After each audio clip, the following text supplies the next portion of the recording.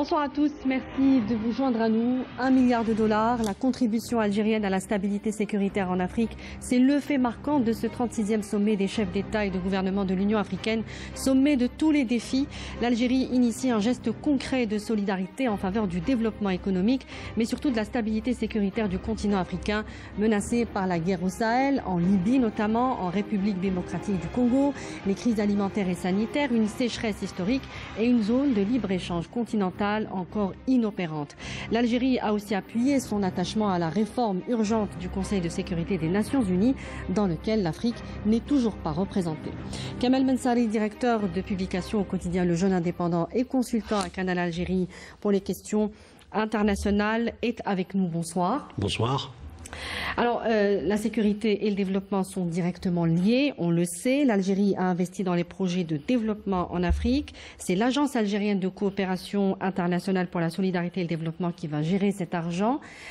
Concrètement, quels sont les pays qui pourraient en bénéficier? D'abord, sans stabilité, il n'y a pas d'économie. Donc forcément, l'objectif est d'aller vers des projets qui vont favoriser justement une sécurité, moins pour favoriser les projets économiques en cours, ou bien retenus au sein de la ZLECAf, ou bien au niveau bilatéral, ou dans la région du Sahel. Forcément, donc, les milliards, c'est une somme qui, à la rigueur, va permettre à l'Agence de développement de cibler d'abord les secteurs qui peuvent en bénéficier, que ce soit directement en forme d'aide, parce qu'il y a la question de la formation pour des cadres ou pour des dirigeants, des start-up par exemple, qui vont être initiés.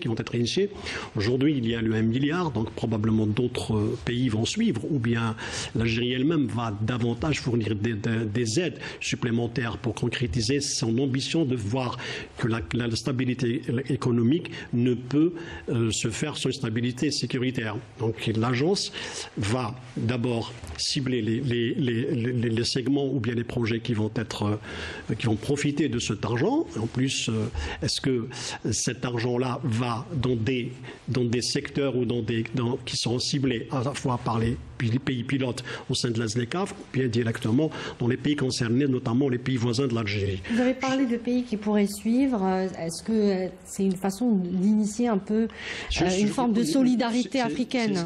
C'est ce qui est justement observé, c'est qu'il y ait, aujourd'hui, il y a beaucoup de pays africains dans une situation de marasme économique et sécuritaire intense, qu'il faut qu'il y ait des aides directes. C'est-à-dire on ne peut pas rester les mains croisées tout en observant à partir des effets du Covid-19 et de la situation en Ukraine, où il y a beaucoup de pays qui sont dans une situation de détresse sur le plan alimentaire, par exemple. Donc, il y a des crises énormes dans le continent.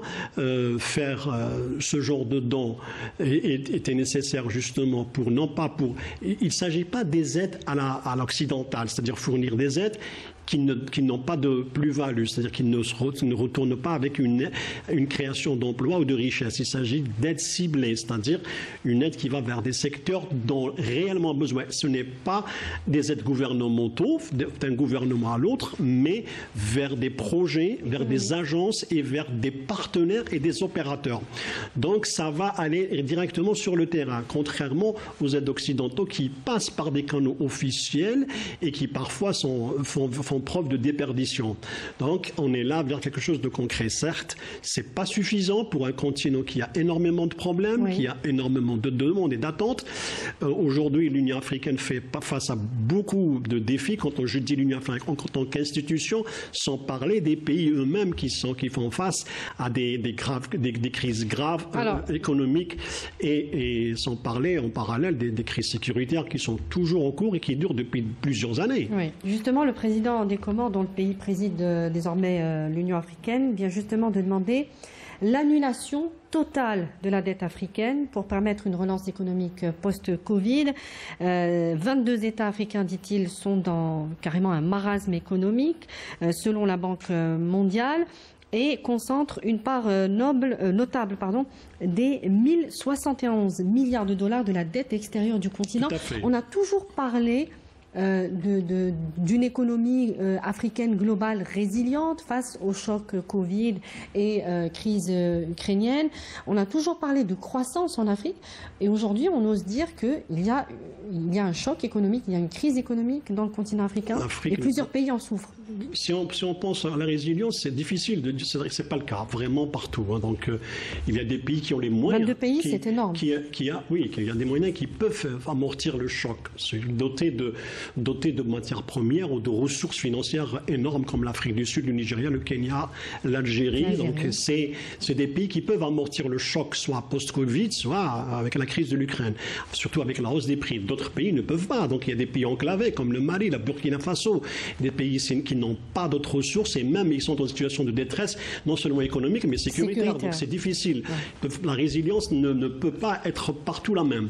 Donc il y a cette réalité qui est de la dette. Il y a eu des initiatives qui sont bilatérales ou unilatérales. C'est-à-dire des pays comme l'Algérie peuvent effacer des dettes. Mais ça reste, il y a des créanciers qui ne sont pas africains. Il ne faut pas oublier que ça vient. Le club de Londres et le club de Paris. Les créanciers privés. Oui, les clubs de Londres et le club de Paris. Donc, ils ont des dettes envers ces pays-là. Ça reste, soit ça passe par le FMI pour un réchelonnement, soit ça passe directement par un effacement. Par contre, les États comme la Chine qui ont décidé d'effacer la dette de plusieurs pays, donc la Chine, au moins, elle a transformé ces dettes-là en investissement local pour qu'ils profitent, par exemple, à des pays concernés.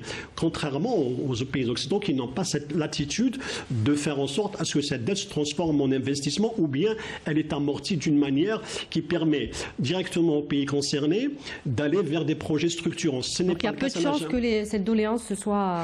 Non, il a tiré la sonnette d'alarme, Soumani a tiré la sonnette d'alarme, il a été entendu, mais la question de la dette n'est pas proprement africaine, même si la Banque africaine de développement essaie par des projets, disons-le, structurants certes, mais ils sont limités en termes d'impact. C'est-à-dire qu'elle ne peut pas aller dans des projets énormes qui peuvent effacer des dettes entières, qui peuvent amortir le chômage ou qui peuvent relancer des industries ou bien ce qui a été d'ailleurs appelé par le NEPA de l'agriculture maraîchère, par exemple, dans des pays qui sont vraiment dans le besoin.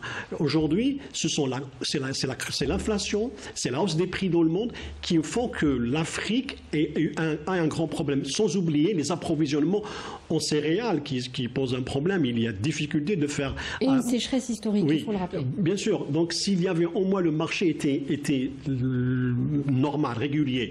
Mais la guerre en Ukraine a privé l'Afrique des approvisionnements en blé tendre, donc céréalement. Donc c'est ça qui est l'un des problèmes majeurs auxquels fait face l'Afrique. Mais ce n'est pas le seul. Donc on a un problème de la sécurité, on va justement arriver à peu près chacun des problèmes qui ont été soulevés lors de ce sommet. La zone de libre-échange continentale africaine, elle est selon vous un petit peu l'enjeu majeur de cette rencontre. C'est un projet qui mature depuis 2012. Il y a clairement des réticences de certains gouvernements particulièrement attachés à leur protection de leurs intérêts nationaux. Et pourtant, il existe des blocs régionaux parfaitement intégrés économiquement. Pourquoi on ne peut pas calquer ça sur le plan continental? Non, c'est l'objectif justement de la ZLECAf, c'est de rassembler tous ces communautés. Pourquoi il y a des réticences alors? Attendez, donc il y a toutes ces regroupements. La ZLECAf, elle est venue les rassembler. C'est-à-dire la communauté de la CDA, la communauté de l'Afrique australe, la communauté des pays sahélo-sahéliens. Tous ces communautés régionales étroites ou bien limitées vont être regroupées dans la ZLECAf. L'objectif de la ZLECAf, c'est justement de créer un marché africain intégré. Aujourd'hui, les échanges interafricains représentent 17% de tout le commerce et de tous les échanges, et dans le monde, ce n'est que 4%. Donc, ce n'est pas depuis 2012, mais depuis 1991, lorsque les Africains ont commencé à réfléchir. Mais l'inauguration du projet, c'était en 2012. Donc on est dans cet objectif-là. En 2012, il y a eu la démarche. La plupart des pays ont signé en mars 2018. Ceux qui ont ratifié, il y en a 44 pays qui ont ratifié et qui ont déposé les instruments dans l'Algérie. Mais il y a d'autres pays qui ne l'ont pas fait, comme la Libye. Elle n'a ni ratifié ni déposé les instruments. À ce jour, ce pays pose un problème qui est un pays émergent en matière d'hydrocarbures. C'est une porte vers l'Europe. Donc la stabilité de la Libye, comme celle du Sahel sont importantes. Donc on ne peut pas rassembler toutes ces communautés ou ces regroupements économiques sans un pays comme la Libye. Sans la Libye, parce qu'elle fait partie déjà de la communauté des pays sahélo-sahéliens, de l'UMA, et aussi de l'Afrique. Alors pourquoi il y a des réticences quand même? D'abord, c'est pas des réticences. Il y a un projet qui est en cours. C'est un projet pilote qui a été initié, qui rassemble 8 pays. Il y a le Ghana, le Nigeria, y compris la Tunisie, qui vont servir de pilote. C'est-à-dire en termes de choix, de liste de produits qui vont circuler dans ce marché. Matières premières, semi-finies ou finies. Il y a des pays qui peuvent exporter du thé, d'autres du café, des climatiseurs par exemple. Il faudrait les soumettre à la levée des barrières douanières ou à la levée totale. Donc, ça se négocie. Donc, une liste est en train d'être mise en place avant de pouvoir la généraliser à tous les pays. Certes, des pays qui sont dans une sorte de protectionnisme, ils refusent des produits extérieurs alors qu'ils encouragent le produit local. Est-ce que ce produit local va être exportable ou pas? Il y a des paramètres qui ont été fixés. Il y a une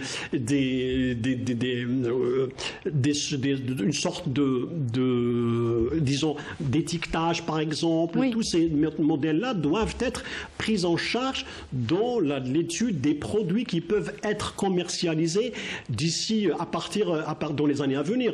Mais des craintes aussi par rapport à la monnaie unique? Pour le moment, nous sommes dans le stade de pilotage. Donc, les projets est un stade de pilotage. On va examiner ce que ça donne. On va voir qui sont les produits qui peuvent aujourd'hui ou demain être commercialisables. Nous sommes toujours dans l'état. C'est vrai qu'il y a de négociations qui vont se faire. Des pays sont avancés. Par exemple, on ne peut pas mettre, par exemple, l'Afrique du Sud, le Nigeria, l'Algérie dans le même niveau que d'autres pays qui sont dans de moindres importances ou qui n'ont pas les potentialités économiques que possèdent l'Algérie, l'Égypte ou le Nigeria. Ça se fait notamment dans les BRICS, tous les pays. Les BRICS ne sont que 4 et 5 et pour le moment. 4 et 5, mais qui ne sont pas logés à la même enseigne sur le plan économique. Non, attendez, quand même, le Brésil est un pays important, l'Inde c'est un pays important, la Chine c'est presque, disons-le, des poids lourds.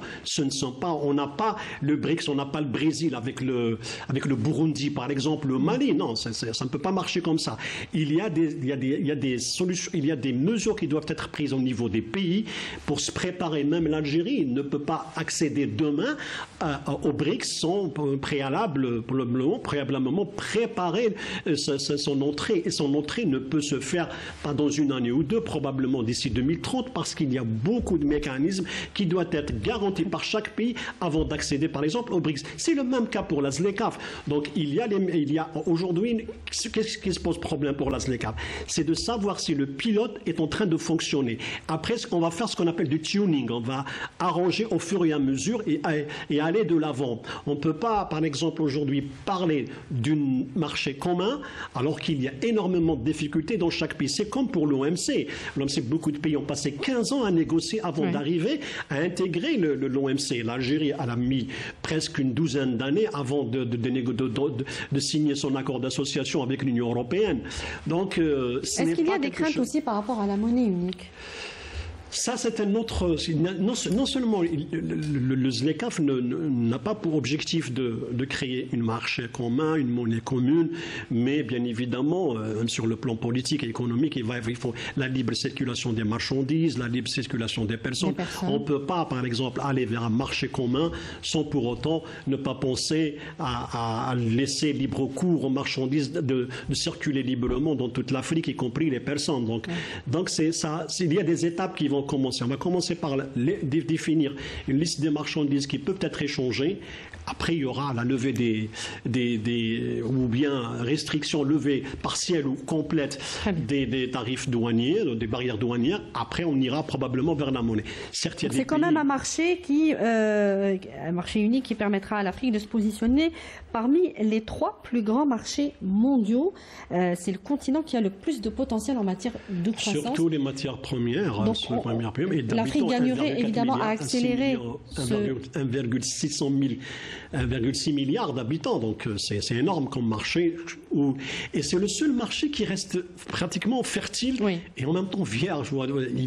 Il a le potentiel et c'est le seul où les investissements sont peu nombreux. On va un petit peu avancer sur le plan sécuritaire avec cette conférence de réconciliation nationale sous l'égide du président congolais Denis Sassou Nguesso à la tête du comité de haut niveau sur la crise libyenne.